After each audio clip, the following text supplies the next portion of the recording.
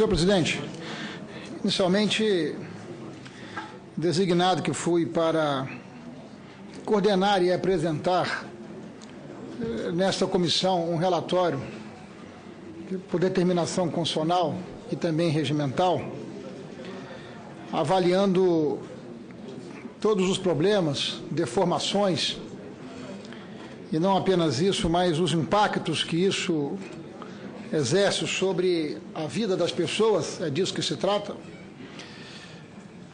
A audiência pública de hoje, com a presença do Dr. Rachid, do Dr. Api e do Dr. José Roberto Afonso, elas facilitam demais o nosso trabalho, porque são apresentações que se complementam, mas que dialogam na mesma direção.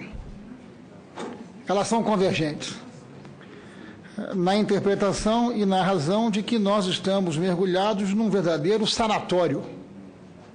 Ou seja, a impressão que dá, pelos dados apresentados, não apenas impressão, mas convicção, é que foi necessário uma coleção de equívocos altamente sofisticados para que nós mergulhássemos o nosso país num verdadeiro filme de terror. Sobretudo quando nós consideramos que os desafios eles vão se acelerar com as mudanças apresentadas mundo afora. Ou seja, nós estamos condenados a acelerar aqui os nossos estudos e a buscar alternativas para sairmos dessa situação em que nos encontramos. Até porque nós precisamos ter a convicção e a compreensão de que governo, Estado, não gera riqueza. Quem gera riqueza é o trabalhador, são as pessoas.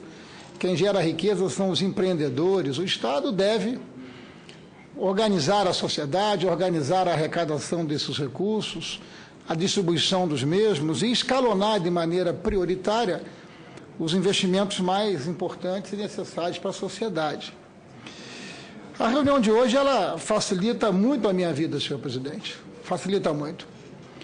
Porque é tão óbvio que assistimos aqui como a música do poeta que afirma que nós estamos diante do avesso, do avesso, do avesso.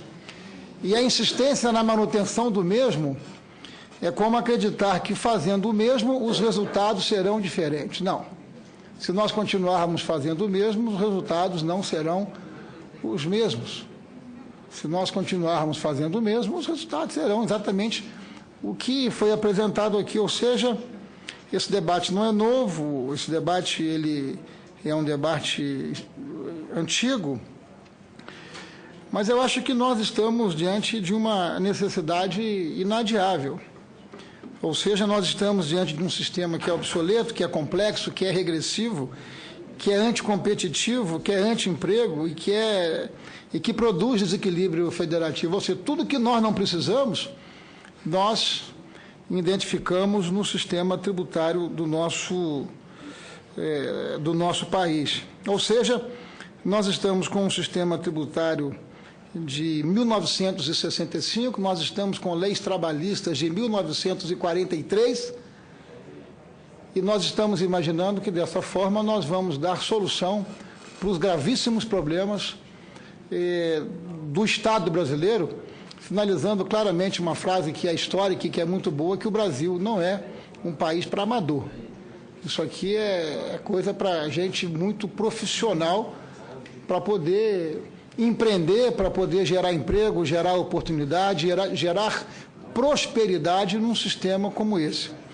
Eu não tenho, senhor presidente, sinceramente, perguntas a fazer, porque as explicações elas são tão óbvias e tão claras, e elas vão contribuir de maneira tão objetiva para a confecção do nosso relatório. Eu vou, inclusive, pedir oportunidade aos nossos convidados para que eu possa, inclusive, dialogar pessoalmente com os nossos convidados, para que a gente possa trabalhar, não é, a confecção do nosso relatório. Por certo, vamos ter mais algumas audiências públicas, vamos ouvir aqui outros segmentos da sociedade brasileira, dos arranjos produtivos brasileiros, mas os sinais são muito evidentes, presidente, do acerto da Comissão de Assuntos Econômicos do Senado fazer um mergulho em torno deste tema. E aí o Brasil, e não apenas nós, mas a sociedade brasileira, vai ter que decidir que Estado deseja.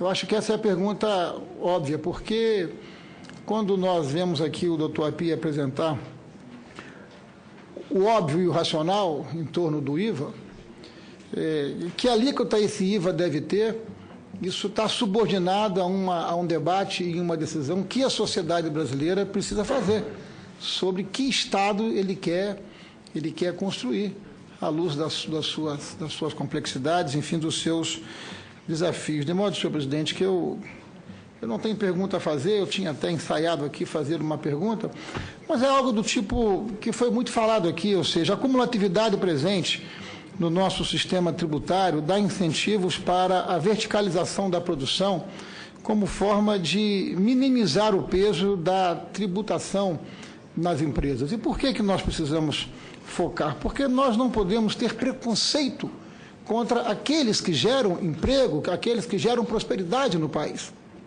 que são as empresas, que é a capacidade criativa do empreendedor brasileiro. Por outro lado, se olharmos o sistema base contra base do PIS/COFINS, temos o oposto.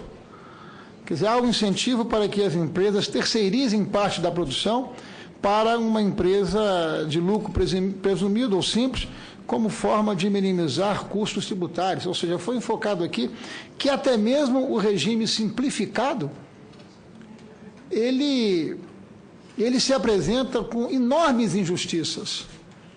Até nisso nós fomos capazes de fazer. Nós tivemos a capacidade e a sofisticação de gerar injustiças até mesmo dentro do regime simplificado. Quer dizer, em nenhuma das hipóteses, a forma mais eficiente de produção nos parece prevalecer. Será que os incentivos em sentidos opostos, eles se anulam? Ou será que estamos apenas potencializando a ineficiência na estrutura produtiva brasileira por meio de uma estrutura tributária absolutamente errada? Se há uma unanimidade nesse país, é essa. Como resolver isso de forma a dar à economia brasileira a chance de se organizar de maneira mais eficiente? Ou seja, o diagnóstico está aí. E aí? O que nós estamos fazendo aqui? Por que somos remunerados para o contribuinte brasileiro? Para melhorar as suas vidas ou para tornar as suas vidas mais complexas e mais erráticas? Ou seja, a partir daqui, na avaliação de vossas senhorias, quais são os passos que nós precisamos dar para sairmos desse sanatório que tivemos a competência de mergulhar o nosso país com tantos equívocos, com tantos erros, que se traduz na dificuldade do dia a dia das pessoas? Essa, por hora e derradeira, é a pergunta que eu gostaria de fazer a vossas senhorias. E agora? O que precisamos fazer? Estamos vivendo um tempo, a meu juízo, de reformas importantes, num ambiente extremamente complexo, de crise política, de crise moral, de toda a natureza, de toda a ordem, com reflexo econômico e social, mas algumas mudanças importantes o país está tendo capacidade de fazer, o Congresso está cumprindo ou tentando cumprir com o seu papel. Nesse campo fiscal tributário, o que precisamos fazer a partir daqui? Vou mergulhar, evidentemente, no diagnóstico das deformações, mas isso por si só não resolve o nosso problema. É importante um diagnóstico, mas vai ser mais importante ainda um prognóstico sobre os passos que nós precisamos dar para corrigirmos tudo isso que foi apresentado aqui por vossas senhorias, a quem agradeço muito o tempo, a oportunidade e a inteligência que esteve disponibilizada aqui na Comissão de Assuntos Econômicos. Essa é a questão que coloco aos nossos convidados, senhor presidente. Muito obrigado.